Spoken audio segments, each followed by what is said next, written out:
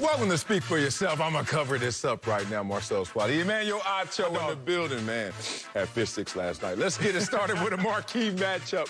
And the Cowboys will face the Chiefs Sunday in America's Game of the Week on Fox. Dak Prescott has led Dallas to a 7-2 record, while Patrick Mahomes has his Chiefs on a 3-game win streak. Both quarterbacks are also in the top 5 in touchdown passes and passing yards per game. So, Acho, which quarterback would you rather have Sunday, Dak Prescott or Patrick Mahomes? Sell, give me Mahomes or give me Mahomes. That's it, ain't that serious? I'd rather have Patrick Mahomes. Dak Prescott's playing better. Dak Prescott this season is better. Dak Prescott's playing at a career level.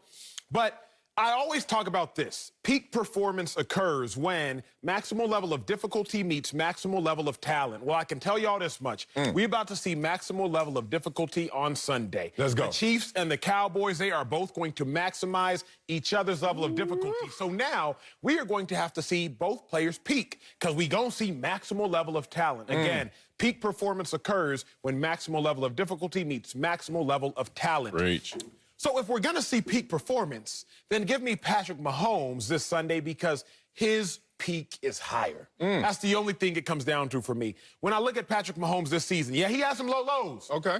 But we cannot forget about how high his highs were. You see how slowly I said that? Because last time we talked about them low lows. Low lows.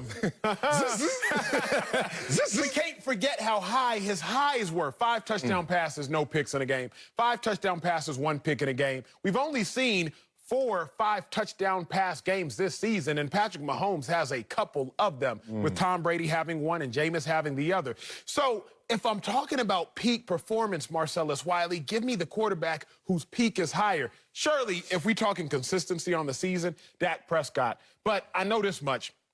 I want to see, can Dak outduel Mahomes? Because I noticed they're going to both have to bring their A games. And historically, from what we've seen in this career thus far, Patrick Mahomes' A game is greater than Dak Prescott's. Wow. Someone told me this yesterday, and I wonder if it applies right here. Obviously, it does because I'm bringing it up, right? If you compare the past to the present, then you're stuck in the past. And at first, I was like, no, that's not, maybe that is true. Because all we're doing right now is trying to make a comparison of Patrick Mahomes of yesterday and Patrick Mahomes of last week. And we're trying to say they're the same guy, and we know they're not. That's why I'd rather have Dak Prescott. There's a conversation going on with both of these guys. The conversation that Dak Prescott is battling is how good have you become? How great are you now, right? Everything is up. His stock is up. With Patrick Mahomes, there's a conversation as well. There's a fight and a battle going on. But his is, are you regressing? Are you the same? Have you taken a step backwards? Not a single soul is saying he's better than he's been before. I take the guy who's steadily improving, who's playing within his skin, and who continues to show you that he's great. Patrick Mahomes been on a little bit of a roller coaster ride of late, man. Let's just talk about in general. Patrick Mahomes walked into this season as the MVP frontrunner. You know where he is now? 8th. Dak Prescott walked into the season as 5th best. You know where he is now? 3rd. Wait a minute. Someone's going the right direction and someone's going the wrong direction. So I'm going to go with the guy who's going in the right direction. I understand where you're coming from. Lower ceiling with Dak in terms of potential, in terms of talent, in terms of what we've seen on his resume before. But damn, is he not closing that gap right now between him and Patrick Mahomes? Yes, he is. Look at the numbers right now this season. I know you don't like passer rating, at least you don't like it when it's not helping your argument. But right now, in terms of passer rating, it's not close. Patrick Mahomes versus Dak. I know you do like touchdowns to interceptions. And I know that Patrick Mahomes has more touchdowns than Dak, 25, but he also has more interceptions, 10. So tell me which touchdown interception ratio you prefer, Dak's or my man Patrick Mahomes? 25 to 10, 20 to 5. Damn, to get 10 interceptions, Dak would throw 40 touchdowns to go to 10. Oh, wow, that would be amazing, right? You're starting to get my point. Win-loss, win percentage. Who's doing better this year?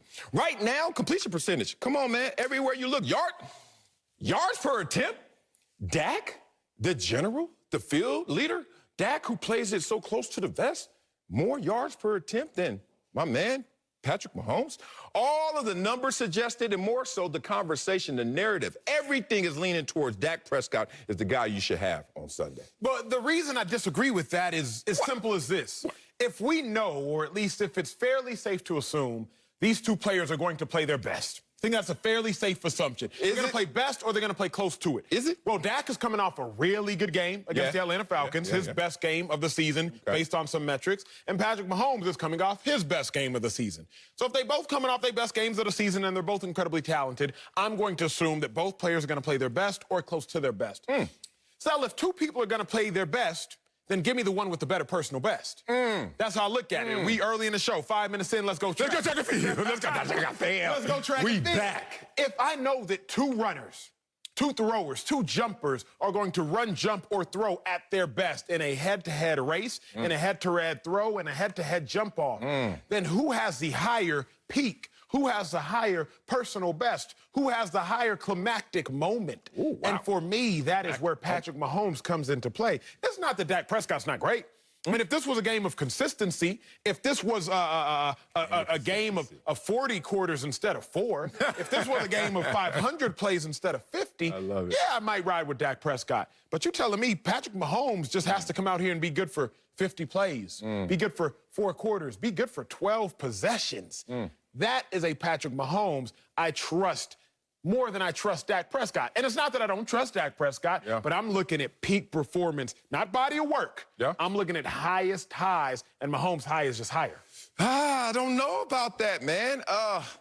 Let's talk about, you said consistency, and that's why I'm going with Dak Prescott. I understand he has the lower ceiling in terms of the potential, but damn, he gonna touch the same height more so with more confidence from me than Patrick Mahomes. It doesn't matter how high you jump if you're not going to jump that high every time I ask you to jump.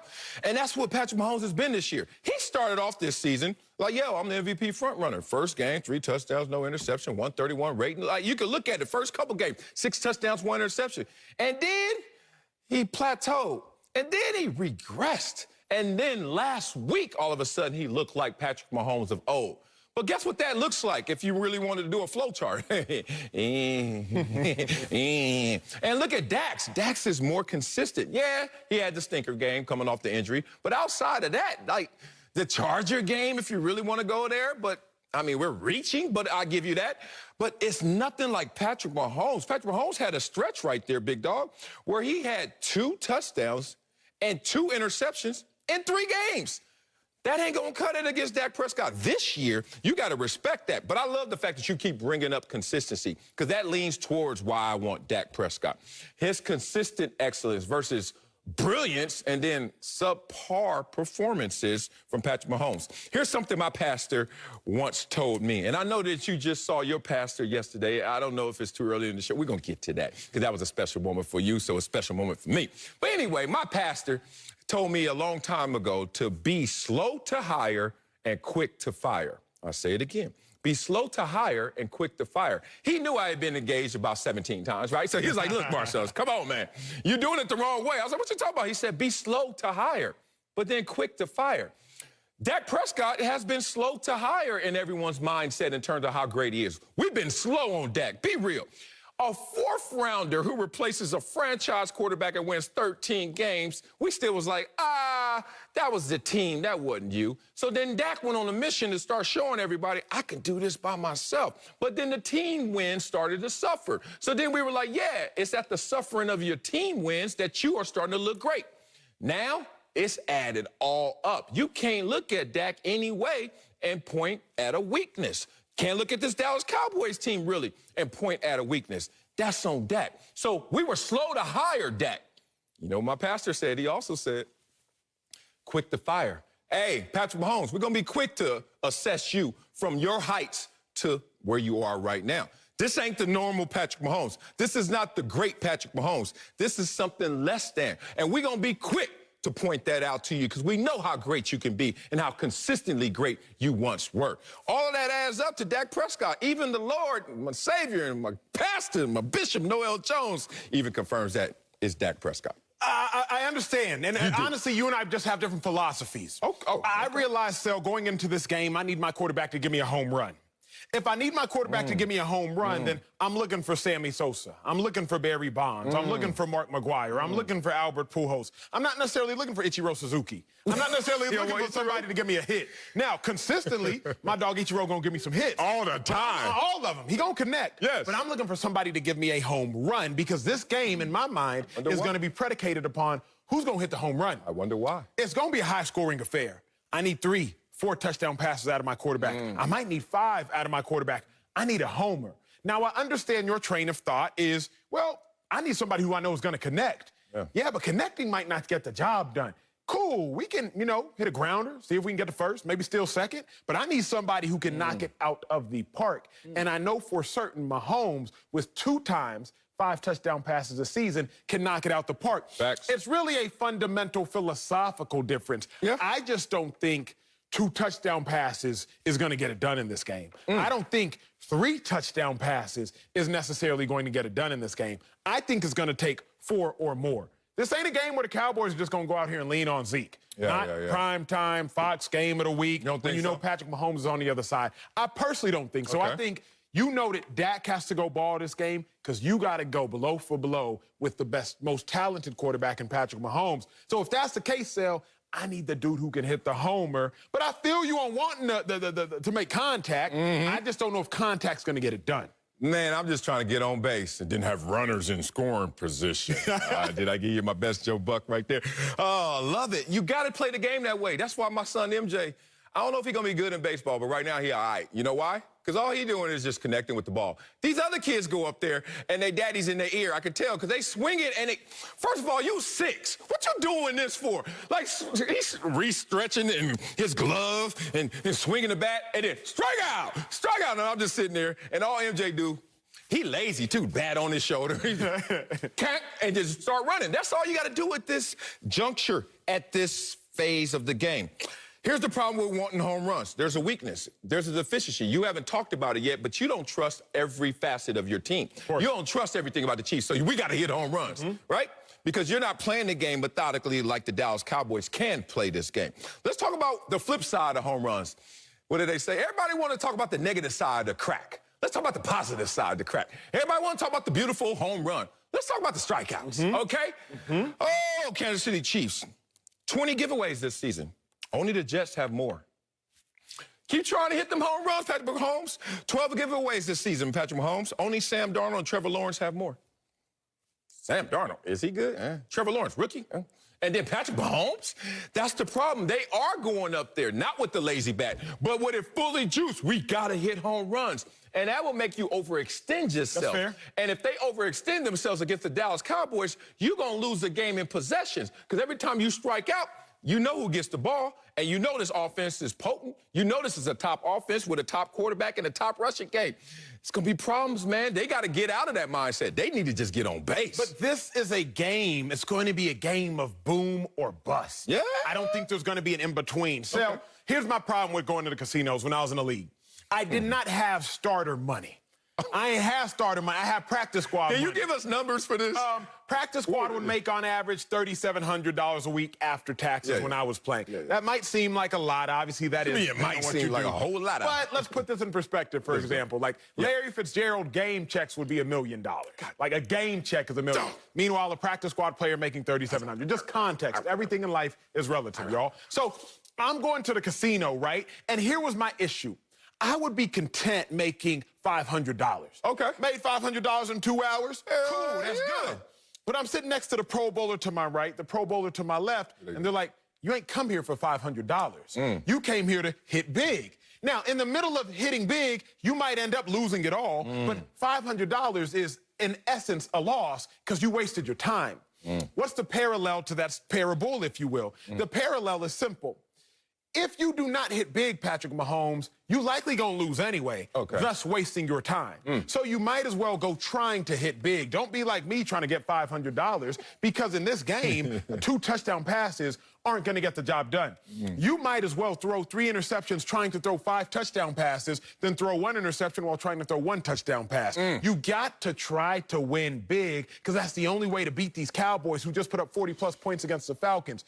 Scared money don't make no money. Patrick Mahomes has lived like that his whole career. It's not time to get scared now. Go big, go home. You ain't going home. Great story. What were the Pro Bowlers making, though? If you came home with 500, what'd they make? Right. Tell True the truth. story. Let me hear. Miles Austin left it, because I got to put a name to it. My dog Miles Austin left the casino one time with $88,000. Yeah. Is this Kim K days? No, it's post. This post. Mine was 2014. Well, I left the casino, bro, with like 2,000. Thought I was doing something. Oh, You did something. You see all the people you walk by? I did absolutely nothing. Yeah. All right. Back to the point before we go to break. Here's the problem. You said scared money don't make any money. Make no money, But these sir. Chiefs, they got to be scared right now. They're in danger, especially Patrick Mahomes, as we started this conversation off with, of going 6-5, Patrick Mahomes. Do you know that 5 losses would be the most losses he's had in the NFL? And we're not even done with this season. Patrick Mahomes, 14-1, 11-3, 12-4. And even that 1 year, 1-0. Patrick Mahomes has never seen 5 losses in the regular season. He messed around, tried to hit all them home runs and strike out. Oh, it's coming, and it's coming soon. Coming up is the NFL MVP so far, Tom Brady. That's a question. What about Dak? That's another question. We'll reveal our rankings for the top 3 later. But first, 5 quarterbacks were taken in the first round of last year's draft. I'll tell you, Mac Jones can be better than all of them. Next on Speak for Yourself. So you got 2 G's off their head. Mac Jones has been rewarding the Patriots, and they will try to extend their win streak to 5 games tonight against the Falcons on Fox. Jones was the 5th quarterback taken in the first round of the NFL draft back in April. And CBS Sports says after New England's last win, a narrative was born that Jones would be the first quarterback taken if the draft was done today. So, Sel, can Mac Jones be the best quarterback from the 2021 draft class? Remember the names: Trevor Lawrence, Justin Fields, Zach Wilson, Lawrence, Trey Lance. Fields. Who? One play Trey? One play Trey ain't going to next. I'm not going to say can Mac Jones be the best. I'm going to say he will be the best. And that's right. Mac Jones already off to the fastest start of all of these guys. He's won more games this season than all the other rookie quarterbacks combined. Say those names again? Yeah, all of them. One play Trey, too, all of them combined. Go Mac Jones, and prove me right and prove the tried and true isms of this world to be correct. I was going to say something else, but I know where I work.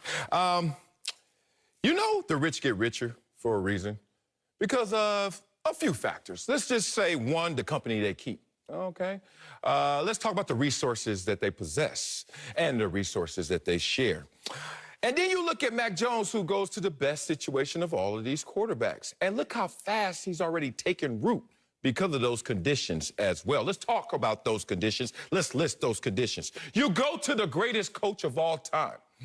And the greatest coach of all time just so happened this offseason to spend the most in free agent history.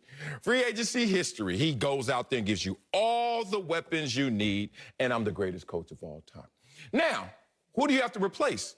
A former MVP who didn't do so well for us. Let's just say that. And who is he replacing? Oh, the GOAT, who took his milk down south and left. And because he said this team is not good enough. So, you know, when Tom Brady left, expectations dropped. Then Cam Newton came, got the expectations up, then dropped them even lower. And then he walks into that situation, talking about a bed to lay in. He walks into a situation with low expectations, the most money spent in free agency history, and the greatest coach of all time. And then people are like, I wonder if he's going to do all right. Y'all forget this dude went to Alabama? I don't know about you, Acho, and this is probably going to be something you'd be like, yeah, I got recruited by Alabama. I did not. And I was damn good in high school, damn good. And not one letter ever said Alabama and Marcellus Wiley on it at the same damn time. Point being, you got to be talented to go to Alabama. I know cats getting recruited right now going to Alabama. These boys are monsters. And this guy goes to Alabama and has to sit behind who? Jalen Hurts and Tua. How that look right now in terms of Mac Jones and his ability? Man, he went to the best situation and quietly had tremendous ability to go to that situation and make the most of it. To me, it's not really a conversation right now. Trevor Lawrence is making me say, you sure about that? But we'll see what kind of team they possess around him. We'll see what kind of resources they supply him with. But right now, to me, it's an easy answer. Mac Jones will be the best. Dang, okay. It's not as easy for me, but I do agree. I think, will Mac Jones be the best? It depends on how you assess. You feel me? Let me hear the rest. My dog. That's why I rock with Sal. That's why I rock with you. It depends all on how you assess. After people qualify and cross into a certain threshold of greatness, it could be tax bracket, it could just be talent-based. Now things go from being objective measures to subjective measures. Facts. We all know in the game of basketball that Michael Jordan is greater than Robert Horry. We all know in the game of basketball that Manu Ginobili is greater than Robert Horry. But Robert Horry has more chips than Manu Ginobili. They are not in the same threshold. Once we get into players in the same threshold, LeBron James, Michael Jordan, well, now who's the best? It depends on how you assess. If some assess based upon rings, if some assess based upon wins, then all of a sudden LeBron is the best, or Michael Jordan rather. So for me, Mac Jones will be the best based upon and predicated upon how I assess the situation. Jones is going to win the most. Period. Say it. Is Jones going to be the most talented? I don't think so. No. I would put Justin Fields and I would put Trevor Lawrence. I would also go on to say this. Justin Fields, Trevor Lawrence, and Mac Jones are the only three in my mind that will ascend into that threshold in the same conversation. Okay. I think in years to come, we will talk about Fields, Lawrence, Mac Jones. Unfortunately, I think Trey Lance is going to have too many coaching changes to really survive, and Zach Wilson went to a terrible situation that hasn't yet been fixed, and he hasn't fixed himself. So those are the three quarterbacks: Trevor Lawrence, Mac Jones, Justin Fields. Of those three, who's going to win the most? Yeah. And when I look at who's going to win the most, it's very simply Mac Jones. So many people are going to bring up, okay, Acho, so you're telling me that Trent Dilfer is better than Phillip Rivers because Trent Dilfer has a ring? No. You have to ascend into the same peer level of conversation. Phillip Rivers, Eli Manning, they are in the same classification. So many, like myself, would take Eli Manning because Eli Manning won more meaningful games. When you have conversation about peers in the same class, now we have to start to differentiate what's the factor that really separates. In this instance, Mac Jones will win more. That's why I'm with you on that, Sal. Yeah, but now you're maybe a little perturbed, a little upset, because you agree with me, but then you agreed in a way that makes me a little concerned to how you assess this.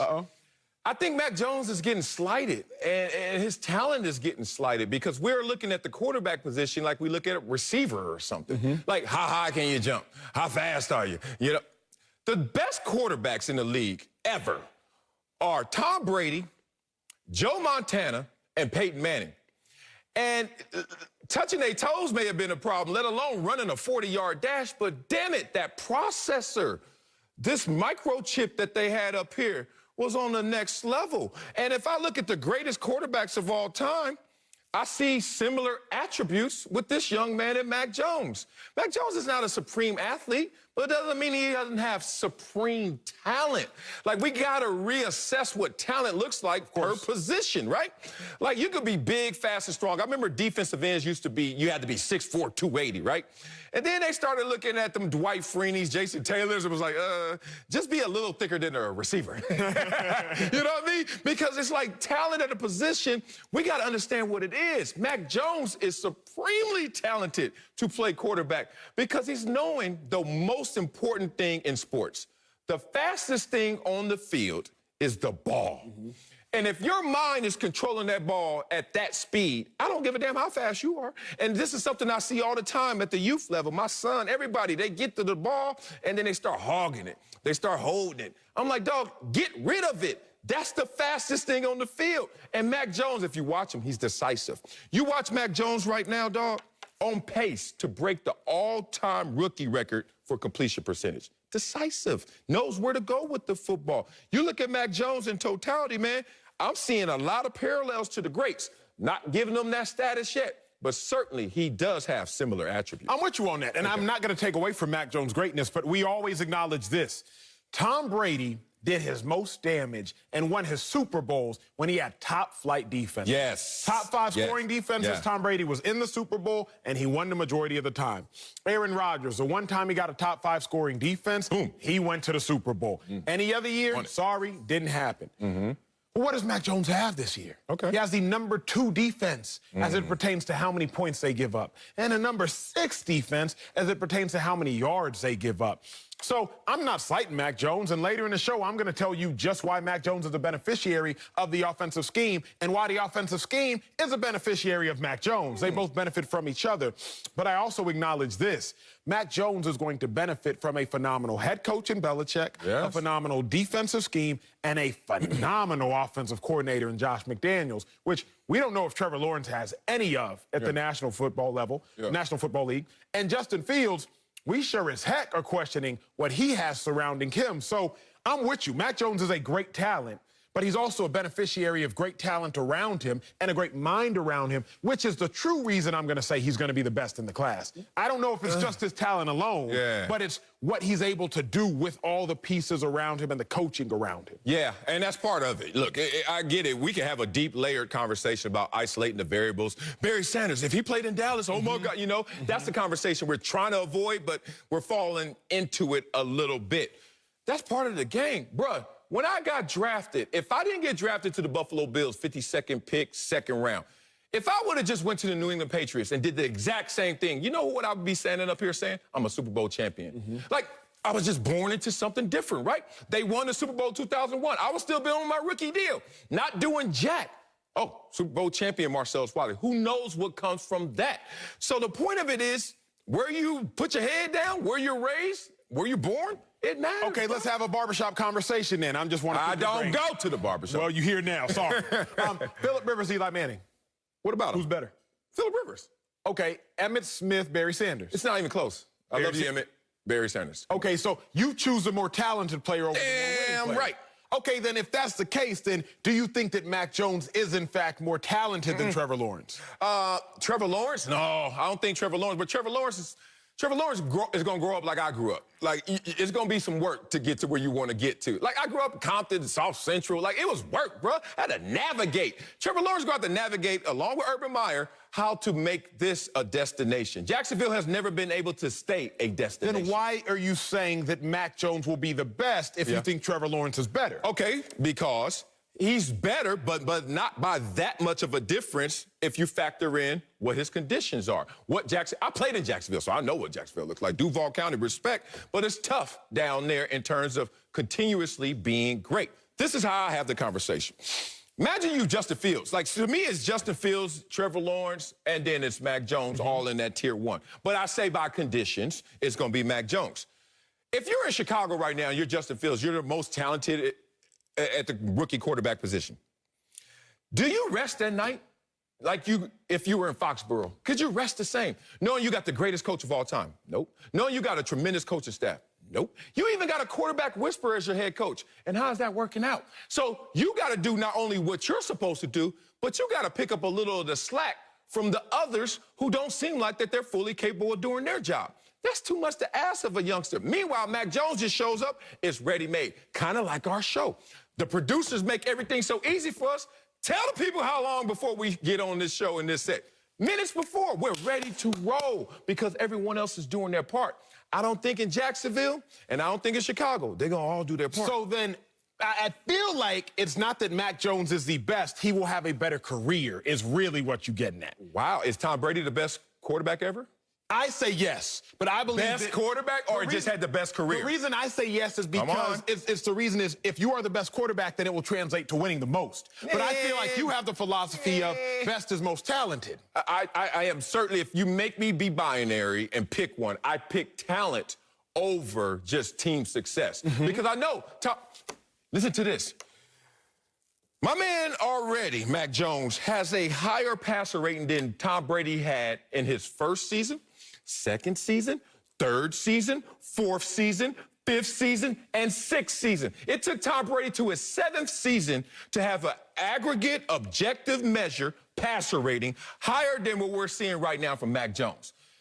By that stat right there, you start to say, well, Mac Jones is better than Tom Brady. Well, he's off to a faster start than young Tom Brady. But then this is a whole different conversation when you start to say who's the best quarterbacks. Because Peyton Manning comes in the conversation. Dan Marino, who I played against. John Elway, guys who would zip the ball by your head and you would hear it go by. Those guys don't have the same amount of wins, but you can't slight them as talent. Well, I will say not everything can be measured on a Pro Football Reference or a Basketball Reference.com. I think sometimes when you qualify best, you have to add what are the intangibles? What are the metrics that you can't actually calculate? Mac Jones. That's why I stand with Mac. Okay. But to me, I just get confused, and we'll finish it off cam. I get confused because it's like, if Barry's the best, then why wasn't Barry the best? If Aaron Rodgers is the best, then why wasn't Rodgers the best? I'll give you one example in my personal... Obviously, I don't talk about running backs. No, I know what you're saying. You know what I mean? Dude, it's hard to objectively say you always play the same. But one year I had John Perella, no one knows who John Perella was. This dude could pick up the whole weight room with one hand, let alone one finger. And he was my defensive tackle in San Diego my first year. A lot of my sacks came from me turning the corner because I still had that get. And then Perella just pushing the pocket. Sack. He left in the offseason, go to the Oakland Raiders. I didn't think much of it. I was like, I'm feeling myself. And I'm like, I'm still turning the corner. And then when I turned the corner, I started to notice the quarterback said, let me just step up. Dog, I got picture after picture in my mind, actual pictures, this close. And that's the difference between Marcel Judah, oh, man, you falling off. All I'm saying is don't do that to Barry Sanders, because if Barry Sanders would have had that offensive line that they had in Dallas, if I would have had that John Perella for longer than just 1 year, who knows? But that's the conversation we're having at the barbershop. But this is why I don't go to the barbershop, because these conversations never end. Staying with the Patriots and Falcons, don't miss your chance to win $30,000 of Terry Bradshaw's money on the Fox Bet Super 6 app. The players have won over $5.5 million. Scan the QR code, download the app, and play along with us. One of the questions is, who will win and by how many points? So, Acho, what you think? It's easy money. Patriots are hot right now. Patriots by 10. By 10? Yes. A little off that fastball. I say Patriots by 6, but we both got the Patriots. Super 6 Thursday night football jackpot has been hit 4 times already this season. You could be next. Download the app, answer 6 questions about tonight's game for your shot to win. Don't miss out. It's free to play. Coming up, there's buzz that the Cowboys and Chiefs both have a shot of getting to the Super Bowl. But we'll tell you which team has the better chance next on Speak for Yourself. Tonight on Thursday Night Football, Mac Jones, who? Mac Jones leads the Patriots to Atlanta to battle Matt Ryan and the Falcons. The All-Star, 7:30 Eastern, 4:30 Pacific on Fox, NFL Network, and streaming on Prime Video. There's a huge game in Kansas City on Sunday when the Chiefs host the Cowboys. Both teams are coming in red hot, with Dallas winning 7 of 8 and KC winning 3 straight. They are currently tied, along with the Cardinals, with the 5th best odds to win the Super Bowl, according to Fox Bet Sportsbook. So, Acho, who has a better chance of reaching the Super Bowl, Cowboys or Chiefs? It should be easy if you look at the road ahead, and it's the Chiefs because of their road ahead. When I look at the playoff picture in the AFC, it is way easier than that playoff picture in the NFC. While the Cowboys are a better team right now than the Chiefs, and if you were to make me pick who's going to win on Sunday, well, I'd still take the Chiefs. But the picture for the Chiefs, it's just way easier for the one of them boys. Right now, Cowboys, okay, playoffs, round 1, you get the Saints.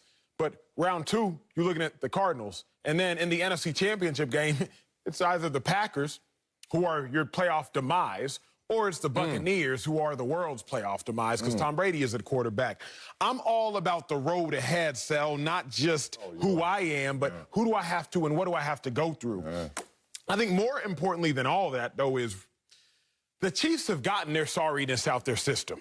Oh, really? How do you know? And that means a lot. How do you know? That's good. Because they've been sorry, but it appears they're sorry no longer. They've won their last 3 games. Now, we can say that they just beat the Giants, and they just beat the Raiders, and they just beat the Packers. Yeah, it's a good but saying. They just beat nonetheless. Oh, we doing They that. just won nonetheless. Remember, you always tell me, you remind me, the Buccaneers last year, they started 7-5. Facts. And then they rallied off 8 consecutive wins and won the Super Bowl. Yeah. They got their sorry out their system early. So what do people say when they move to a new city? What? At least what they told me. Where they at? No, that's not what they say. Yes, they do. No, that's not what they say. Where they at? When I moved to L.A., well, it's tangential to that. Okay. When they moved to L.A., they say, hey, Acho. What? Don't fall in love with the first person you meet. Why they tell you that? Because you got to get it out your system. Now, what is the it? I don't know. But they say you got to get it out your system. So don't fall in love with the first person you meet because you got to get it out your system. In the same manner, these Chiefs, they done got it out their system. Oh, they did, huh? They got the sorry out of their system, and now it is time for them to hit their stride. The Bucs last year got the sorry out their system, then they hit their stride on the way to the Super Bowl. Conversely, The Saints last year did not get their sorry out their system. And when they got to the playoffs, they ended up cheating on their own success. Damn. Don't fall in love with the first person you meet out here, because you might end up cheating on your own system. Chiefs got the sorry out their system. I think they got a better chance to reach the Super Bowl. Oh, man, I didn't know you were from Zamunda. You had to go soil your royal oats, huh? Boy, you better move to L.A. and stay in the house. This is crazy out in these streets. This is a pandemic. What the hell? Fall in love with the first. I ain't mean nobody. Fall in love with nobody right now. It's too dangerous out here. Oh, Acho, we are in disagreement once again. I don't know who designs these questions in this show, but damn it, we're on the other side of the fence once again. It's the Cowboys. You said road ahead, and I think you made two mistakes in saying that. But you know what, you my dog, so let's talk through these mistakes. First of all, the road ahead, before we even get to the playoffs, who has an easier road ahead, Cowboys or Chiefs? Cowboys. They're in the NFC least. Chiefs, oh my God, you have the third toughest remaining schedule in the NFL.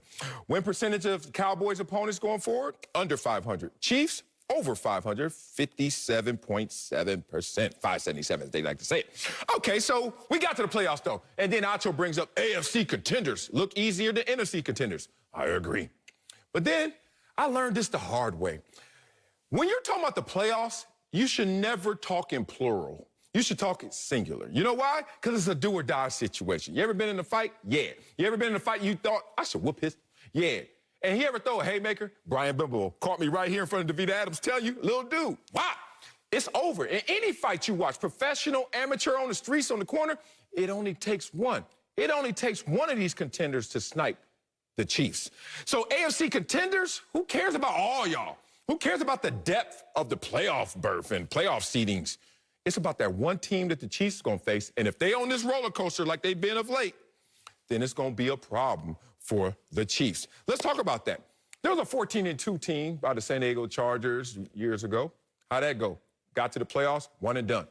It's all about one, singular, not plural. 15-1 Packers got to the playoffs, one and done.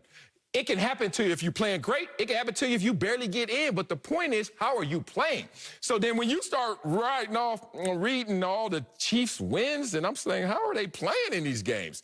Like, you barely beat the Packers without Aaron Rodgers. You go out there and you barely beat the Giants. Oh, yeah, that Raiders win. Tremendous. But they're 14-3 against the Raiders since Andy Reid's been there. I don't know, big dog. To me, it looks like the Cowboys, who've only had one stinker this year, and that was that Broncos game. Outside of that, all winning performances and only 2 losses. But what you know, Sel, and what you've taught me more often than not is winning a Super Bowl is not about who's the hottest. It's about who gets hottest when it matters the most. Yeah. Right now, the Cowboys are clearly hotter than the Kansas City Chiefs. Okay. Clearly, we know that. But if we're talking about who's going to get hotter when it matters most, that's when I start to look at, okay, who's already gotten that nonsense out? Everybody goes through a period in the NFL. Zeke Elliott last year, 6 fumbles? Led the NFL in fumbles? How? This year, I think Zeke maybe has fumbled once, because even over the course of Zeke's career, the season of Zeke's career, he got the sorry out his system. He did that last year. Everybody got to get that sorry out their system over the course of their career or the course of a season. Okay. And the Chiefs, in my mind, have done that. It appears the Buccaneers are doing it right now, just lost to Washington. It looks like your Bills have done that. How you lose to the Jaguars? Everybody goes through a period where they get that sorry out their system. As I look at it, oh, okay, Chiefs, y'all have done so. Furthermore, I do look like this. that. I do like that. If we are trying to get to a destination, a group of people, it behooves us if we all know how to get there. Why? Because in the event, Sal, we on a road trip, me, you, your homies, etc. We all Where we going? somewhere. And where they at? I'm just saying, where they at? Who are they, though? We going somewhere. Oh. It helps us to all know where we're going, because if you get lost, hey, Acho, I think I'm supposed to turn left here. No. The cumulative group might be like, no, Sel, don't exit, stay straight. Yeah. Group think. We all know where we're going. Yeah? Only Mike McCarthy truly has any idea how to get to this Super Bowl for the Cowboys. Did you say that? Truly has any idea. I didn't say he knows, but only Mike McCarthy truly has any idea how to get to that location. Yes. But the Chiefs, if Mahomes is like, hey, do I exit here? Tyreek Hill, no, bro, stay straight. Travis Kelce, no, big dog, stay straight. Andy Reid, no, stay straight. Eric Bieniemy, no, stay straight. CeeDee Lamb, hey, y'all, I think we're supposed to get off at this off-ramp. Mike McCarthy, no, stay straight. No, we're supposed to get off. No, Mike McCarthy, stay straight. Meanwhile, the Chiefs, they all know how to get to this Super Bowl location. 59 Super Bowl appearances between the Chiefs roster. And when you think about the Cowboys roster, you only think about Mike McCarthy. Now, yes, we can talk about there are 36 players on the Cowboys who have been to a Super Bowl once upon a time in their career. But give me the caravan that all knows how to get to the destination, as opposed to that one person, Mike McCarthy, who been there a long time ago, but you know when that old age kicks in, you don't really remember. Hey, baby, do I exit right here, baby, or do I exit at the next one, baby? Somebody kill. Right. Oh, that was a good take. Funny. What year was that take, though, that everybody asking for directions in the car? Like, grab your phone and shut up. Like, hey, what does the map say? Put my glasses on. Where are we? Like, ain't nobody asking nobody, boy. Type it in that Tesla. Let Elon take me where I got to go, damn it. And last year, the Chiefs, you're right, what, 59 players, you say? 59 Super Bowl appearances. Appearances, right, yeah. So one time they get to the store and they just go crazy, shopping spree. The next time they said, the store is closed. And this is what they also heard, maybe. Don't come back. You keep talking about they got all the bad football out of them. I don't know. If I'm on a rocky road, the chances of it being rocky going forward is as much as it's been rocky in the past. This is a team right now that may have peaked. We'll see. We'll see how they perform against the Cowboys. We'll see how they finish this season. But be real. Patrick Mahomes supposed to be the MVP front runner. Now he's out of that conversation, being real. You look at this team already has 4 losses. They lose to the Cowboys, 5 losses. Mahomes never had 5 losses. I don't know, big dog. You can't tell me that all this stumbling is good for them. This is a conversation I want to have, since you like to go to the barbershop and I don't. Let's have this conversation. Call it sink conversation. That's how I do my hair, in the sink, right there. 3 hots in the cot, homeboy. So here's the thing. A sink conversation is this. When you're so stupid. You always want to talk about, like, talent and talk about how a team is going to be something and get to a level. It's amazing that no one ever wakes up and wants to be the underdog. Let's just get that out, okay? Because a lot of times people's like, oh, they're underdogs. They're wearing that. Yeah, we want to be the team that everyone forgot about. Ain't a damn soul ever in their life woke up and said, please doubt me. Please don't give me my proper respect. Please don't give me my flowers. You will all of a sudden realize that's your reality and say, I'm going to make the most of it. Make some lemonade out of these lemons. But don't act like the Chiefs are where exactly they want to be. They don't want to be there with a 6-4 record going against the Cowboys, and the Cowboys may go out there and beat them down. They want to be in a position that they're used to being in. Patrick Mahomes, 14 wins, 1 loss.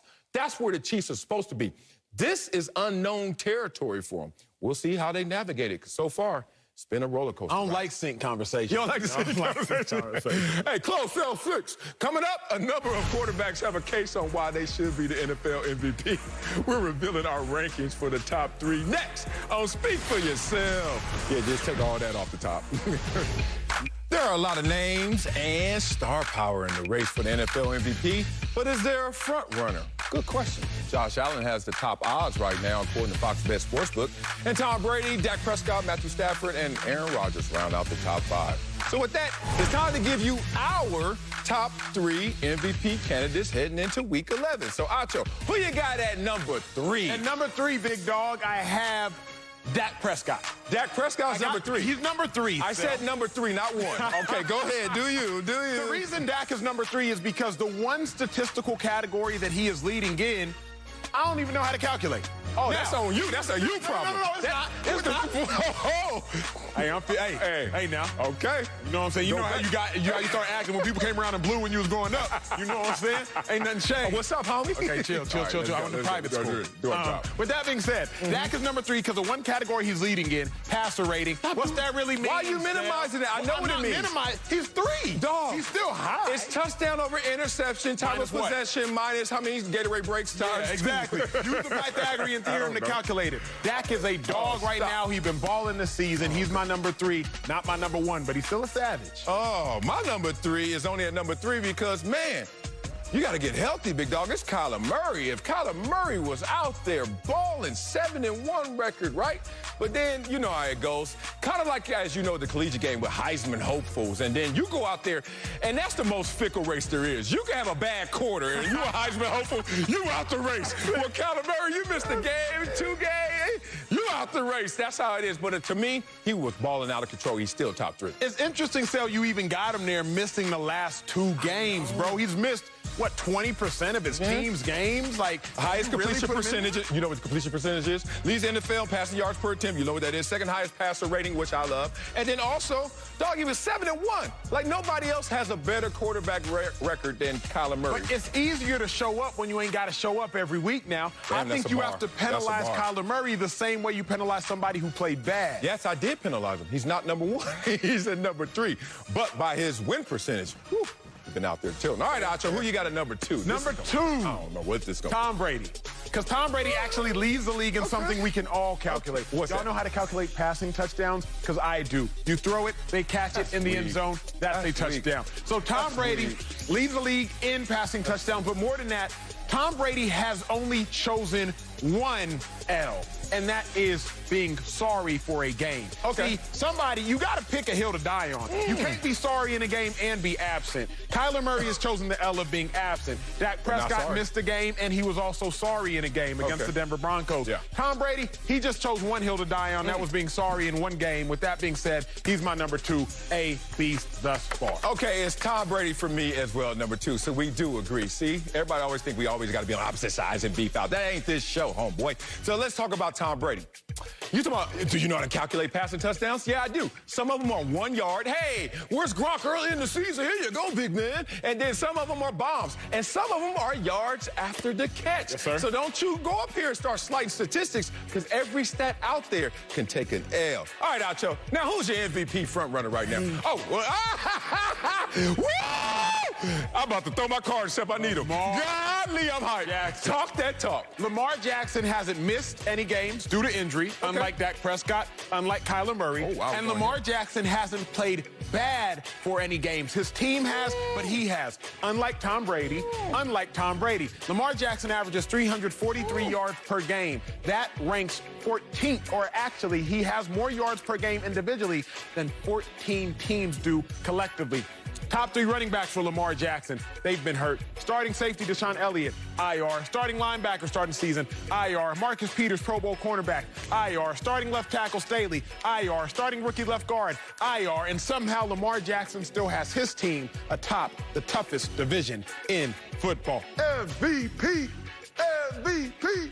It's MVP, not MHP, most healthy player. Like, look, I love me Lamar Jackson more than Lamar Jackson loves Lamar Jackson. And guess what? He ain't the front runner for the MVP. You can't do that to my boy, even though it looks good up there in that graphic. Let's give it to who's going to get it. Come on. He got a star on his helmet. He is Dak Prescott right there. You know why? Because here's a stat right here. Of all quarterbacks out there who, you told me earlier in this show that if you throw 3 touchdowns or more in the game because you were trying to make a point for Patrick Mahomes, you're out there balling, right? Yeah, you said that, and now you don't want to give it no props. I didn't say that. Yeah, yes, you did. I made him he threw 5. He threw 5. Well, guess who's thrown the most 3 pluses? That guy right there. Guess who's leading the league in my favorite stat? Passer rate. My guy right there. Dak Prescott. Okay, let's start here. Since you want to talk about what Lamar's doing despite the injuries around him, let's talk about what Dak is doing with the injury he had. Dak Prescott right now has led the Cowboys back to the promised land in our minds. I got a question. Yes, sir? I got a question. And y'all tell me this if y'all can calculate this. Somebody let me know when the NFL started calculating passer rating. It might take a little bit of time. I know when. 1986. So, they didn't even start calculating pass rating when you got into the league, big dog. You played your first couple seasons before the league started calculating. Oh, you want to do this? Dog, who have you been working with? Because they ain't me. Do you know, go to Pro Football Reference right now. They didn't calculate tackles for me when I played. Go to the pre-1980. They didn't calculate sacks. You going to take shots at sacks? You going to take shots at tackles? See what you're saying? It's not making sense. Sometimes we got to evolve with our understanding of the game. If I have to use addition, subtraction, multiplication to calculate something, then it's not anything real. You giving me an how basic is your math skills? Giving me an algorithm. I'm giving you What's wrong with the algorithm? Can you? We living in the algorithm right now. Algorithm. ALGORITHM. Oh, I'm smart. Damn it. Now, coming up, speaking of quarterbacks, you spelled. Oh, my God. Boy, I'm going to give you a University of Texas word to spell. I bet you don't know. Coming up, speaking of quarterbacks, our resident quarterback, Mark Sanchez, will be in the house to help us answer who needs to make a bigger statement Sunday, Dak or Patrick Mahomes? That's next on Speak for Algorithm Yourself. have a Y in it? It might. I didn't go to Harvard. I don't know. Welcome back. Now joined by Fox NFL analyst Mark Sanchez in the building. So, Mark, you're our resident quarterback, and it's time to talk quarterbacks. Those things I used to hate. Two of the top quarterbacks in the league will match up when the Cowboys face the Chiefs Sunday on Fox. Dak Prescott and Patrick Mahomes have their squads trending in the right direction, and both are in the top 5 in touchdown passes and passing yards per game. So, Acho, who needs to make a bigger statement, Dak or Mahomes? Honestly, bro, I'm just glad you didn't say passer rating. If you said, I would have walked off the desk if you said passer rating. Do you respect passer rating, yes or no? I mean, it tells a story. Thank you. It's not everything, but it's just like touchdowns. It tells a story nobody's trying to hear. no. I It's mean, like that last bedtime story. It's not everything. You looking at me and he over there want to arguing go to with sleep. you. Okay, I don't want any more stories. I respect Who needs to make a bigger statement? I know I couldn't spell it either. Dak Prescott got to make a bigger statement for me. Yes, and it's really, really clear. When you think about the great quarterbacks right now, whether they're the young great quarterbacks to old great quarterbacks, I challenge y'all to do it at home. Y'all do it as well. What one play, one game comes to mind? Lamar Jackson, there was the whole locker room game last year against the Cleveland Browns. Runs to the locker room, whether went to the bathroom, get an IV, who knows? That play, it comes to mind. Aaron Rodgers, a plethora of plays come to mind. Come back from behind wins. I particularly remember one against the Dallas Cowboys. Tom Brady, so many great plays come to mind. You can go even further. Joe Burrow, he has a 400-yard game. Some of those come to mind. Kyler Murray lights it up. Some of those come to mind. Plays, Josh Allen hurdles a defender. That comes to mind. Deshaun Watson gets kicked in the eye. I believe it was against the Raiders. Throws a touchdown pass that comes to mind. But Dak Prescott, there isn't like a play, unless you want to go Arizona Cardinals 2017 where he hurdles into the end zone. There isn't a play, there isn't a game that you just say, yeah, that was it. That was a moment. Not against a guy that really just stands out. Not like Lamar Jackson, not like Aaron Rodgers, not even like Deshaun Watson. There isn't to me, and I've been watching the Cowboys games like y'all have. Sure, we can extract something against the Falcons this year. Sure, we can extract something against the Carolina Panthers. But there isn't a moment, primetime game where you were just like, yes, that was it. That moment, this moment, is Sunday.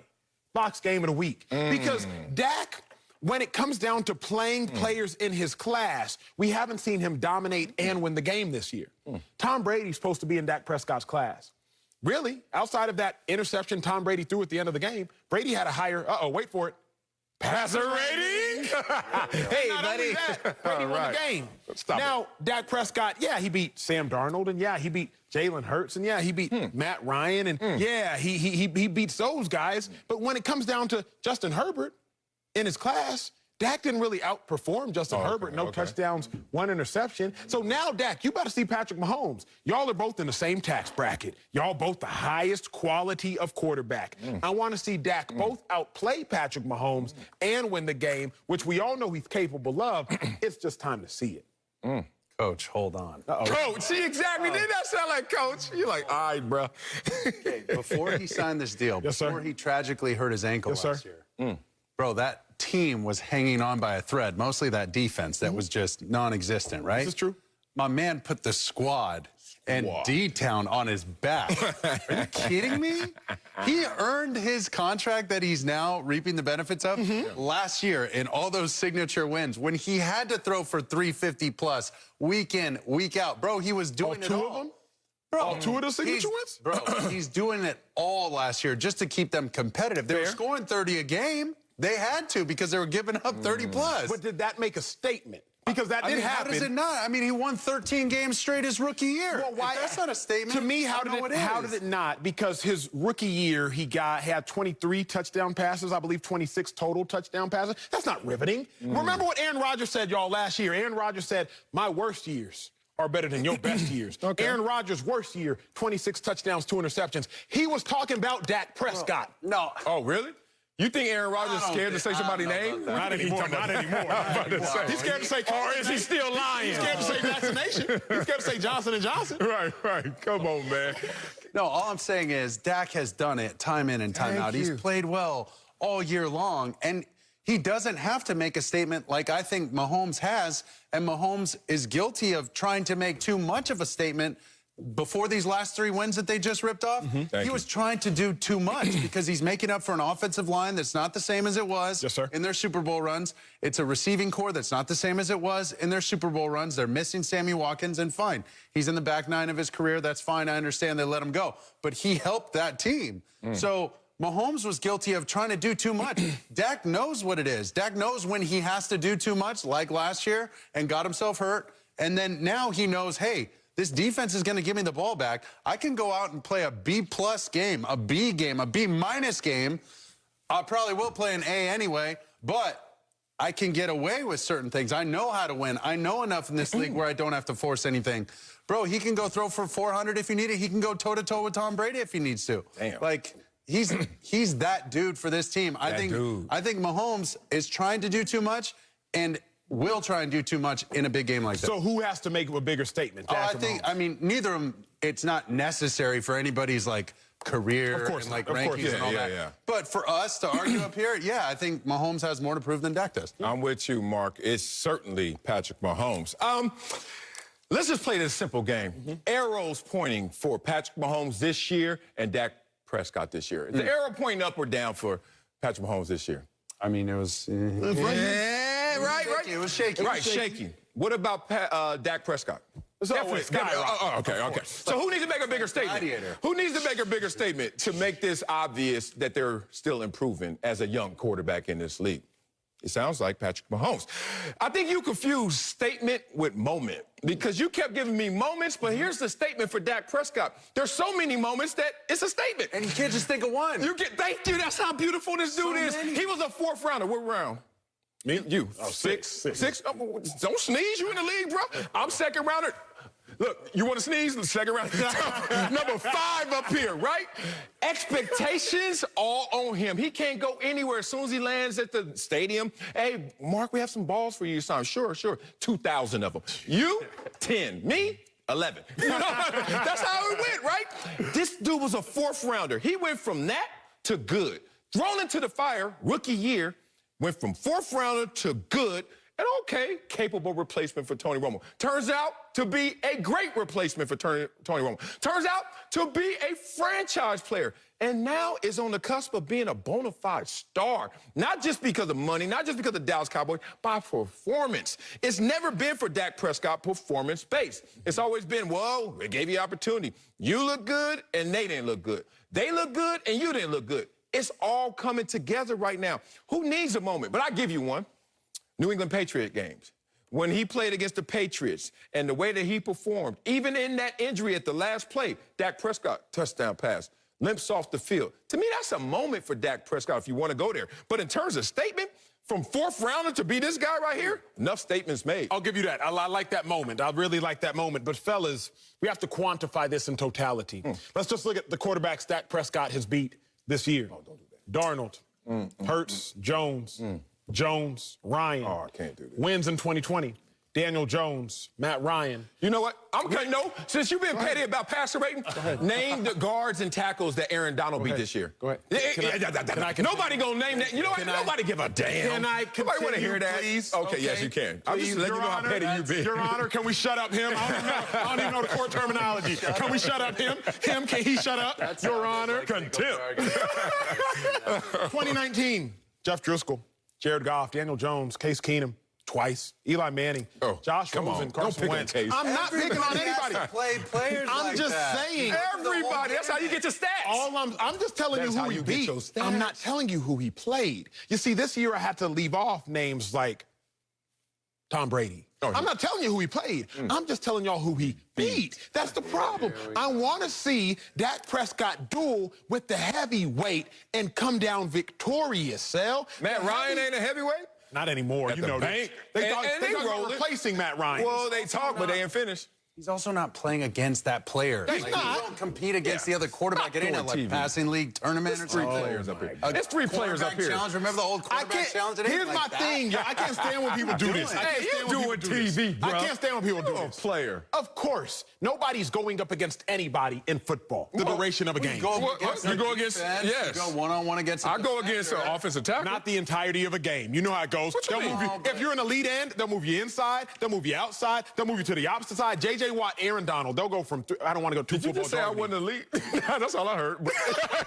All I'm saying is when Dak had a crappy team, he played his ass off and played really well. Boom. When Patrick's had a crappy team for the first time in his career, Boom. it hasn't looked as good. That's it. That's all. That's fair. Ooh, that is fair. Great correlation there, too. And if he loses this game, the most losses he's had in a season. Why I keep bringing that up? Because I bring this up because I ran track.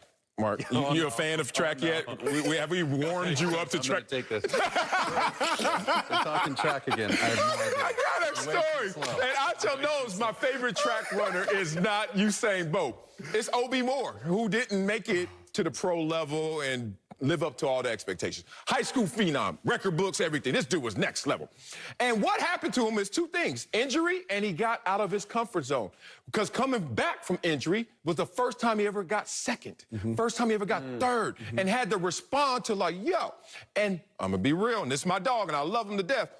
Never fully responded. Look, Patrick Mahomes has been great since he got to the NFL. Now we find him in a different position. I know he's going to try and respond. But will the Chiefs respond to Mark's point like Patrick Mahomes did last week? We'll see, because this team right now is flirting in a place that they've never been. 5 losses, still games remaining. I like this. Speaking of response, let me ask Mark Sanchez a question I hope he can respond to. Sanchez, if you were to lose $10, how grieved would you be? Like, would you be very disappointed? How bad did Leading the witness, Yana. He's leading the witness, Yana. Right here, right now, like if you lost $10, Don't do that. I'm just saying, it's $10. Did you take it? If you lost, I assume you wouldn't be that disappointed. I ain't tripping. Because I've heard you tell us crap. I know, he got the same story. I ain't tripping. It ain't a story. You ain't tripping. No, I ain't tripping. My dog probably ain't tripping. Back in the sky. If I lost $10, I'm tripping. Why? Because I got less money.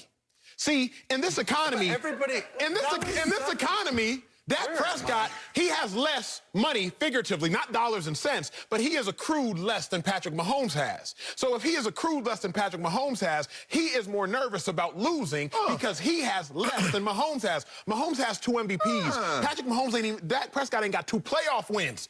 Mahomes got 2 MVPs. So Mahomes can afford to lose more than Dak Prescott can afford to lose. Like you all can afford to lose more. I need a 3-shot. I need a 3-shot. I need to see these people. You all can afford to lose more than I can afford to lose.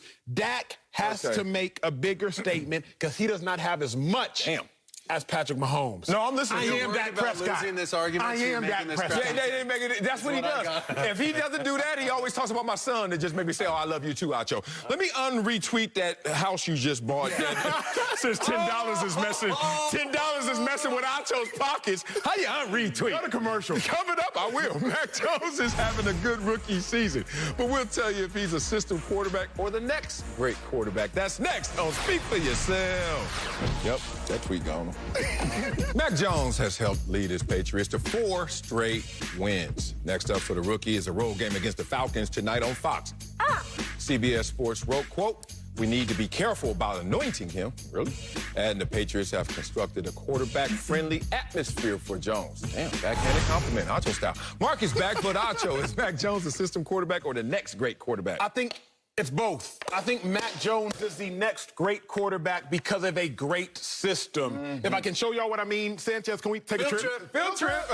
Let me sign. We're going All on right. a trip. All right. Permission slip. Granted. Let's go. Headed to the big board. Where y'all going? Headed to the big board. Because as a defender, what to me seems like one of the most complex things that the Patriots do, Mark Sanchez, is they come out in a whole bunch of different personnel groupings. They'll come out in 11 personnel. They'll come out in 21 personnel. They'll come out in 12 personnel. Breaking down simply what that means, and Sanchez, you're the offensive guru, but we shall do it together. That first digit to a defender, it tells you how many running backs are on the field. That second digit to a defense, it tells you how many tight ends are on the field. 21 personnel, simply Sanchez. Got out there, what, 2 backs? 2 backs, 1 tight end. 11 personnel, Sanchez, what we got out there? 1 back, 1 tight end. 12 personnel, Sanchez, what we got out there? 2 tight ends. Very simple. So as we start to watch the tape and the Patriots of what they do, the first 4 plays of the game, it's different looks. It's different looks. So I'm looking at my defensive coordinator. My defensive coordinator, he's holding up 21 personnel. Come back to me. I'm the Mike linebacker. Okay, I know they got 2 backs, 1 tight end.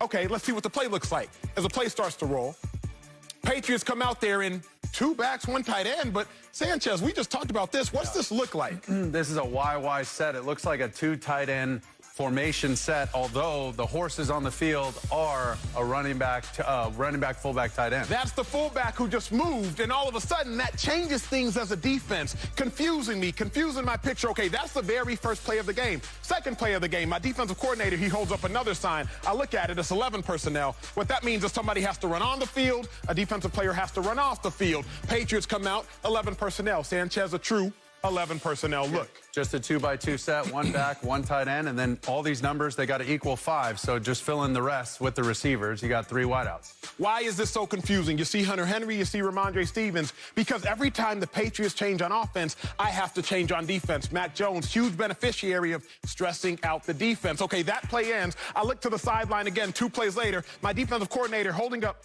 21. With the letter after? 21P, that means there are 2 running backs on the field, but that P stands for pony because one of those running backs isn't a fullback. It's actually a legitimized running back. Sanchez, what's this picture?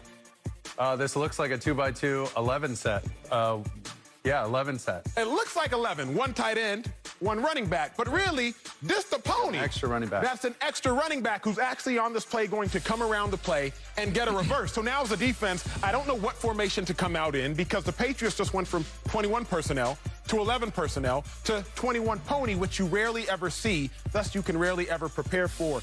Marcellus Wiley, I think Mac Jones is a great quarterback because he also will be the beneficiary of a great system that he can thrive in. Man, I totally agree with you right there. They don't cancel each other out. Come on up here, guys. What if we don't want to? Well, I mean, that check, that $10, you know you stress over $10, so you better show up your ass.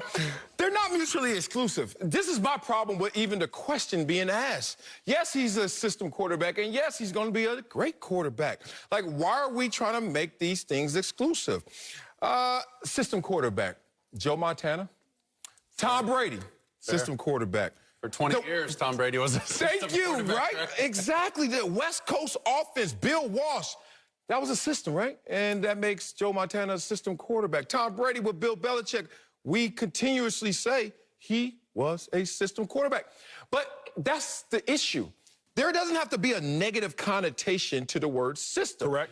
Kind of like when I was growing up. I used to always hear people say peer pressure. And everyone hears peer pressure and always think the negative. Oh, you hang around those gangsters. You hang around those guys who are at the arcade. Oh, you hanging around the block. I was like, no, there's positive peer pressure. Sure. I had a best friend who was like, yo, what you doing? I was like, I ain't doing nothing. What you up to? He's like, let's go hit the library. Like, positive peer pressure. Right now, my son, 6 years young, is into Ninjago. Y'all know what Ninjago? Oh, we just went to Legoland. You went to Legoland? We going in 2 weeks. Okay. All right, I'm going to tell him Sanchez was here. That's my boy. So here's the thing.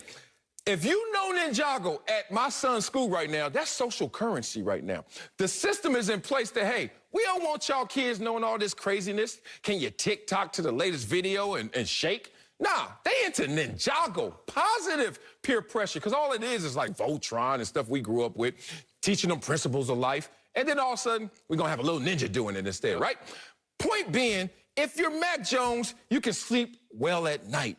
You're in a great system. You're in a great neighborhood. You have a great family. Bill Belichick is the best coach ever. He is the best parent you can have in terms of helping you become who you are. So why are we acting like we got to make this something that's not?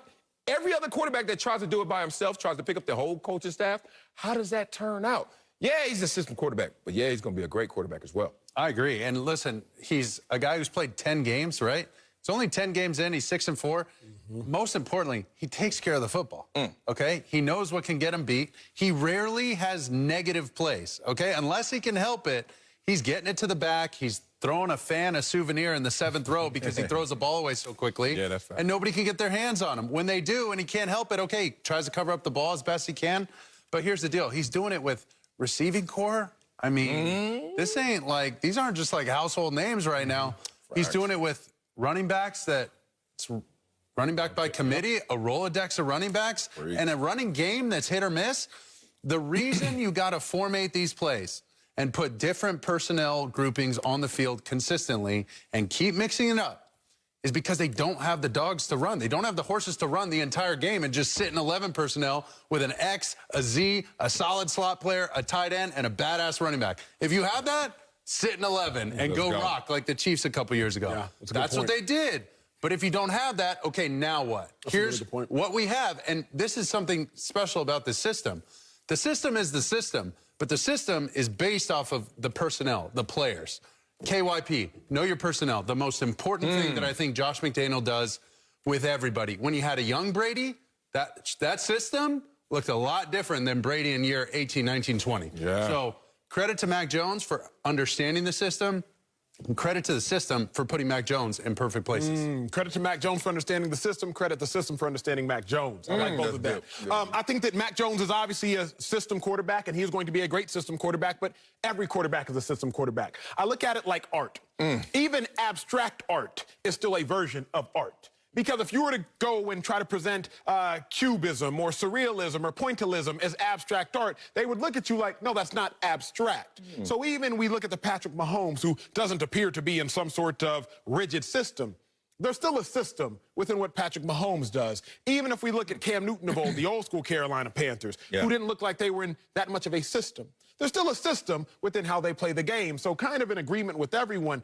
Even if the art at the quarterback position looks abstract, the system is still abstract. I think Mac Jones' system is just more identifiable than the system in which Aaron Rodgers sits in, the system in which Mahomes sits in, which is why so many people try to downplay his greatness as, well, he's a system guy. Any quarterback that executes greatness, I think, is executing greatness within their system. I'm going to push back on that, damn it. Okay. The art part? The pointillism. My boy was going there. Between track and field and art. Oh, man. But you're good on Lego houses. And Lego houses. Let's rock. I'm with him there. You lost me, bro. You lost me, bro. Let's talk about this. That a system to me is just a coach that has an actual plan. Like, and then how tightly wound is he and how much is he married to that actual plan?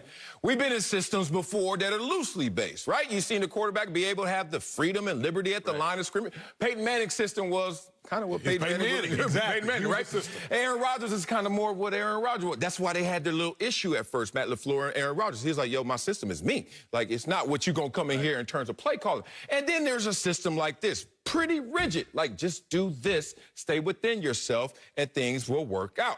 However, Mac Jones deserves some flowers, y'all, because you brought up young quarterbacks. You brought up young Tom Brady. And I told you this before, Acho. Tell you this, Sanchez. His passer rating is higher than Tom Brady's was in his first 6 seasons. It took Tom Brady to year 7 to even get to what we're seeing right now in passer rating from a young Mac Jones. Listen to this sentence. Mac Jones has a better record than Justin Herbert, who I love, who I crave, has a better completion percentage than Tom Brady, and a better touchdown to interception ratio than Lamar Jackson right now. Lamar Jackson, the touchdown machine. This dude is out here doing it in this system. I want to talk about the system because I still feel the negative connotation. I still feel, well, he's good in the system's good to him.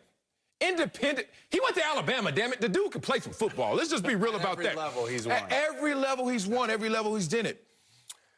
My son is going to deal with this. Your kid's going to deal with this. I don't know what the hell you're going through. Yeah, we'll talk to you later. This whole principle of you're born on third and you thought you hit a triple, right? Because, you know what I'm talking about, Mark? Look, I grew up and I ain't had much. And then all of a sudden, everybody want to come up to me and praise me because you made it to here. I take that praise. But don't you dare slight my son because he's born on third and then he thought he hit a triple. Because this is about him standing on my shoulders. This is about him standing on the shoulders of Tom Brady and standing on the shoulders of Bill Belichick and say, I'm still bringing an individual element to what your system is. So don't act like this is just anybody could do it, because if anybody could do it, Cam Newton would have done it. Well, I don't think we're acting like anybody could have done it, but I think we have to acknowledge the surroundings. We have to acknowledge the born on third base of it all. We have to acknowledge Mac Jones at Alabama played with a first-round receiver in Jerry Jeudy, a first-round receiver in Henry Ruggs, a Heisman Trophy winner in Devontae Smith, a first-round receiver in Jalen Waddle. We have to acknowledge that Tua also thrived within that system. Jalen Hurts also set freshman records in that system. So, but who's looking the best of those quarterbacks? Well, in theory, anybody did do it. No. Now, we can also say Tua and Jalen Hurts are also great, but the point is, all of those quarterbacks at Alabama that's not the measuring stick. It's now. And right now, look, Tua's doing all right. Hurts a little more, and Mac Jones is like, whoa. But guess what? They all had their great receivers, but Mac Jones is showing you, I had a special sauce. Maybe y'all didn't respect it and recognize it, but it exists. Yeah, and it's a little bit of apples to oranges because of the systems they are now in, but judging them from Alabama, it's like, oh, man, all three of these guys can't do it. At a certain level, boom, now we're starting to see these guys separate, and I wouldn't be shocked if that dude's the one of these three. I'm serious. I mean, it's early, like I said. Of course. I agree with you. Very early. I think, though, we have to acknowledge the two, meaning I think Mac Jones will be the one who separates, but it's also because of where he's at. It's kind of going back to, it goes back to upbringing. It can go back to environment. Mac Jones is on a team with the #2 defense. So if the game of football is about points and they give up the second fewest points, no doubt, he doesn't have to do as much. He ain't got to do as much. And that's fair, but can we say something about these systems evolving? Tom Brady being that system guy until his, whatever, 7th year when his passer rating just exploded to like 117 from 92. Like, that's a big difference. So at a certain point, you could be this system guy, and then now you start to graduate, evolve, grow, boom. And now it really is a lot of you and the system that you grew up in. In short, like an elevator pitch, what do you think Mac Jones' greatest attributes are? Like, just a short list. What do you see that is the best for him? His footwork, his timing, and then no negative plays. Just avoids the pothole in the road. Like knowing KYP, know your personnel. He just knows, okay, what we can and can't get away with. And you could tell they script their shots. It's almost like every quarter we're going to have one, maybe, and it has to be the right look. It's got to look exactly the way it did in practice. And if it doesn't, throw it to the back immediately or curl up and get in the fetal position. And that's okay. Like, that's Belichick's thing too. We could win the war of attrition, boys. That's fine. They'll screw it up before we do. We're going to make them do it over and over and over and over again perfectly. They'll screw up and give us a cheap one. We will not do that for them. Hey, Acho, that's it. Mac Jones is wise beyond his years. Mac Jones! He took that old SAT. If I don't know, just skip it. Throw it into the crowd. Next play up. Coming up, the Panthers say they're trending towards naming Cam Newton as starter. We'll tell you how much pressure he'll face on Sunday. That's next. Don't speak for yourself. Smart dude. Cam Newton made his big return to the Panthers last week with a touchdown run and a passing touchdown. But the question was, should and would he start Sunday against Washington and his former coach, Ron Rivera? His new head coach, Matt Rule, said yesterday that they're, quote, probably trending that way. Now check out Cam's shirt today, which is playing off his celebration last weekend. He said it's a nod to, quote, we back, not I'm back. So, Sal, how much pressure is on Cam Newton Sunday? I see him trying to course correct. Yeah, already. He's like, damn, I could be a franchise quarterback again. I better get political a bit. Low to no pressure on Cam Newton right now. And I'm going to tell you why. This was a team that was left for dead. And it's because of their own doing that they were left for dead. They whiffed on Sam Darnold. I like Sam Darnold in terms of talent, but I don't like him at the quarterback position consistently just because of his judgment and error.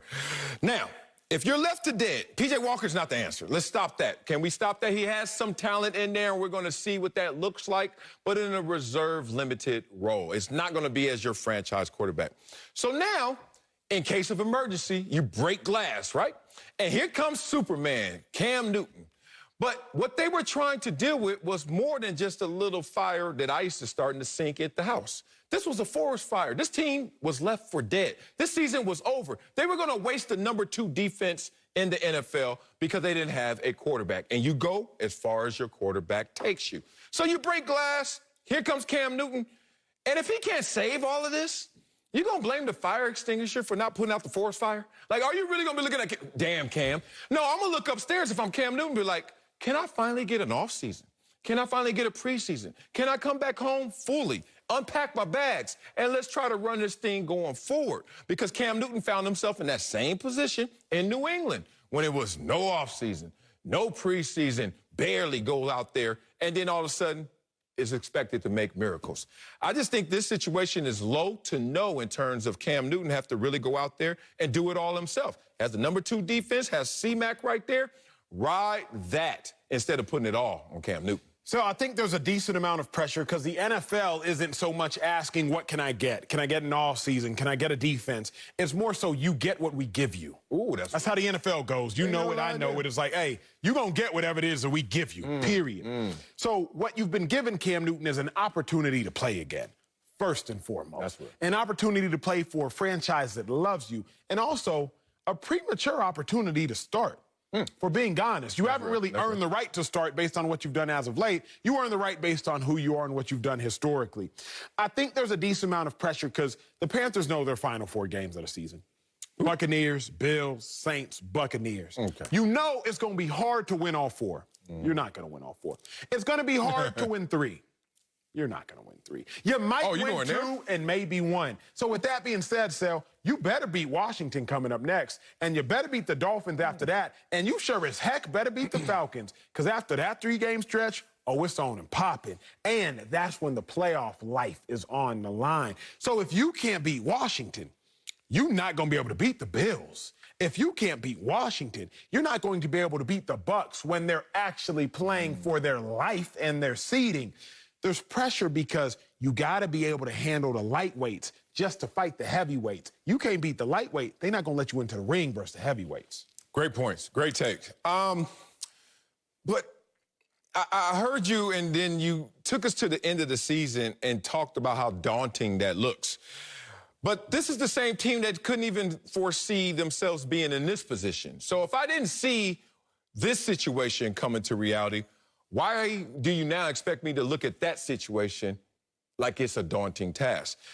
This is a team that could make it happen. You split with Tampa Bay, you go out there and you beat New Orleans, already that's 2 of the wins. And then roll the dice and trying to get 1 more out of that situation. Buffalo, potentially. I don't know what it looks like, but I know right now they were in an emergency situation. This was them calling 911. That's why Cam's starting right now. And this is not a coincidence. Cam Newton is starting this week because last week they scored the most points that they've scored all year.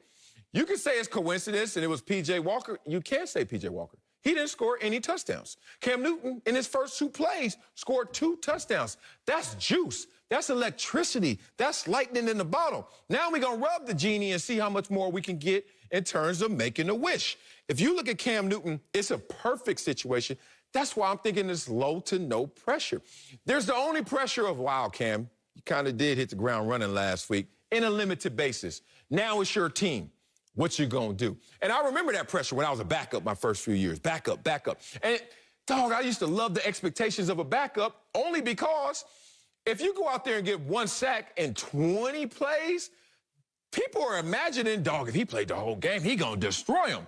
Then you go out there and play the whole game and you still get 1 sack, and they're still happy with that. But Cam Newton's got to be happy with the opportunity he has, and more importantly, the team that he has. Defense, running game, all you need is Cam to be Cam, and you got something. But so you know, every Tuesday, or call it Wednesday, when you and I go into our defensive meetings and we're starting to study the players. Yeah. We're not looking at their names. We're looking at how they play. Right. So if I'm Washington and I go in and I look at Cam Newton and I see he threw a slant 5 yards behind the receiver. I see he threw a touchdown pass that was 2 yards inside of the receiver. And I'm Washington, and I just beat the greatest quarterback of all time and made him look pedestrian. I'm licking my chops against Cam Newton because I would love to be Cam Newton's first game back. There's pressure because Washington smells blood in the water. Y'all gonna roll out Cam Newton against us? That's borderline disrespectful. Oh, wow. Based on the tape he put on tape, I'm Washington defense. I'm like, oh, come out here and disrespect me if you want to. We gonna make you pay. We'll see if they make him pay. Coming up, No Chase Young. Patrick Mahomes is putting up big numbers again, but we'll tell you if it's too late for him to make an MVP push. That's next. Don't go anywhere. Speak for yourself. Patrick Mahomes has thrown 7 touchdown passes with only 1 interception during the Chiefs' 3-game winning streak. This follows an up-and-down start to the season that has included 12 giveaways. Mahomes currently has the 8th best, that's 1, 2, 3, 4, 5, 6, 7, 8th best odds to win MVP according to Fox Bet Sportsbook. So, Acho, is it too late, never too late for Patrick Mahomes to take an MVP? Never too late, never too late. No, it's not too late. Mahomes can easily make an MVP push, but Sal, it's because of what's up with this league this year. Again, you look at people who have to choose a hill to die on, and so many quarterbacks have chosen both. What are the hills to die on? You either miss time or you play poorly. And so many quarterbacks have missed time at one point in time or also played poorly. You have Aaron Rodgers. He's missed time. COVID. But he also played poorly in 2 games. You have Dak Prescott. He's missed time. Unfortunate foot injury, calf injury. But he's also played poorly when he came back. Broncos game, Chargers game. You have Matthew Stafford. You have Tom Brady. They didn't miss time, but they played poorly. You have Lamar Jackson. I don't think he has missed time, nor has he played poorly. But because so many quarterbacks have been indecisive of which struggle they want to choose, and they've chosen both, Mahomes is sitting there like, wait, I'm still second in the league in passing touchdowns. I'm still second in the league in passing yards. I'm still first, actually, in the league in completions. When it comes down to the major statistical categories that people look at the end of the season to decide an MVP, Patrick Mahomes is still right dead center in the middle of the push. Whether it was last year's MVP, Aaron Rodgers, led the league in touchdown passes. Whether it was a year before Lamar Jackson, led the league in touchdown passes. Whether it was a year before Patrick Mahomes, led the league in touchdown passes. It appears if you lead the league in touchdown passes, at least a small sample size of the last 3 years, you got a great shot at being MVP. Patrick Mahomes has a great shot at leading the league in touchdown passes. He might still be able to do it. He can't do it. It's too late. It's too late. It is too late. Tell me this. Do you agree it's a wide open race, though? Yes. Right? Okay, good. And that's why I wanted you to say. Because if it's a wide open race, if there's a sign on the store that says open, flip that sign over. It's also a sign that says closed, right? This ain't 24 hours, right? 24 hours don't have open and closed signs. You know why? Come whenever you want to, right? MVP has an open sign, which means ball out, especially early, be a name, get it going, and then we're going to close this. Now, we're not closing it in terms of the reality, like we still got games to play. It's just week 11. We're closing it in terms of what we're calculating. Patrick Mahomes has too many things in their minds, the voters' minds, that is going to stain their impression of what an MVP is. Too many bad games. He went through a 3-game stretch, dog. He threw 2 touchdowns, threw 2 interceptions. Patrick Mahomes was out there with 80 passer ratings, 60 passer ratings. People like, Patrick Mahomes? And why does that matter? Because, like you said, everyone's dying on some hill. Why can't Patrick Mahomes die on that hill? Because Patrick Mahomes is too fresh to not be fresh. It's like you with your clothes. It's like Shannon Sharp with his clothes. It's like Gus Johnson with his clothes. Y'all come up, every day y'all sharp. The day y'all just 1 notch off, you know how much we notice? The day you look like me, it's a problem, big dog. The day Patrick Mahomes starts looking like, I don't know, Sam Darnold in terms of giveaways, Trevor Lawrence in terms of giveaways, he ain't as fresh, and it gets magnified. That's why he's out of this MVP conversation. Everyone else is like, wow, Dak Prescott, much better than expected. Dak Prescott went from 5th to 3rd best odds. Patrick Mahomes went from the front runner to 8th best odds. I'm just telling you, dog, this is a wide open race. It's open, but flip this sign over. For Patrick Mahomes, oh, the store is closed. See you next year. But if it's closed for Patrick Mahomes, then I would also have to suggest or submit it's closed for almost everybody, Sal. Why? Because Dak has less passing touchdowns than Mahomes. He has less passing yards than Mahomes. So Dak has Mahomes in passer rating, but that's truly it. Now, he also has Mahomes in fewest interceptions thrown, but you know this. When we talk about the MVP of the NBA, we never look at, well, how bad are they defensively? Otherwise, James Harden never would have won. Otherwise, Steph Curry never would have won. Kevin Durant has been playing great defense as of late in his career, but Kevin Durant wouldn't have won MVPs. We don't talk about what you do defensively. We talk about what you do aggressively and offensively.